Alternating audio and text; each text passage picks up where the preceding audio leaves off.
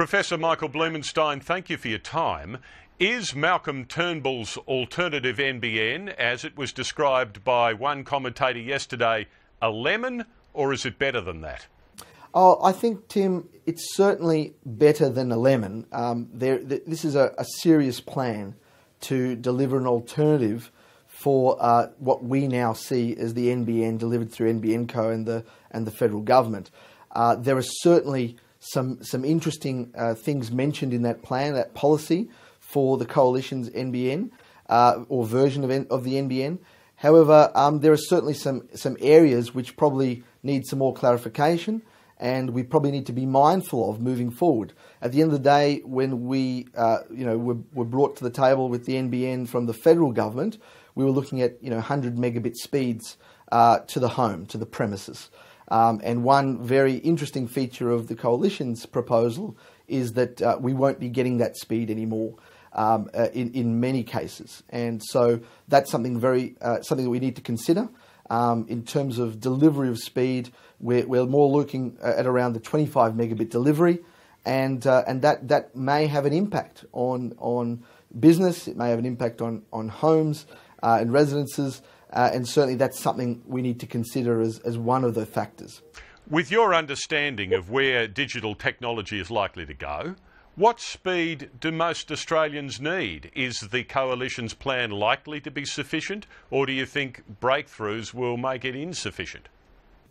I think from the point of view of the short term, I think it was demonstrated yesterday at the launch by the coalition that 25 megabits would be sufficient for most homes, for example.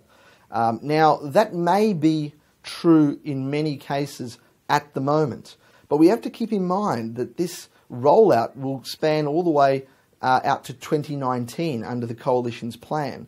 Now, we all know that even just a couple of years ago, we never had a smartphone in our pocket. We never used certain technology. It was not even uttered on our lips. So we have to be understanding that technology advances so fast that even in 6 years' time, the requirements of a household, not even talking about what business needs over a longer period of time, will be sufficiently more.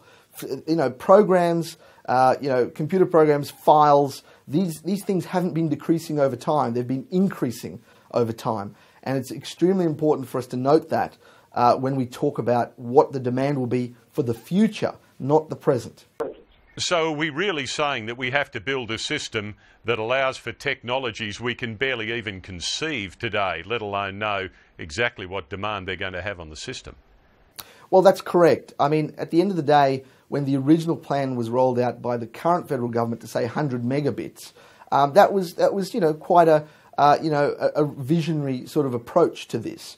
Whereas there are some countries internationally that are already looking at at gigabit. They're looking at the next level of the future. Whereas if we go down this coalition plan, we may get to 100 megabit, but the general consensus, in the short term, will be 25 megabits for most homes. So that, to me, doesn't seem to be sufficient to provide, the prediction of what we'll need in the future to cope with the onslaught of new technologies, the new open data initiative. We're going to be dealing with much more data in the future.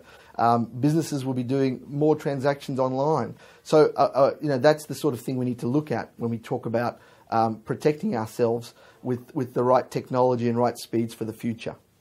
The government's plan rests on the idea that the copper technology of yesteryear is a nuisance and needs to be bypassed and got rid of. It's too limiting, and the coalition's plan sees it as a continuing asset that can go on being used into the future and should be used because we've already got it, we've paid for it. Who's right?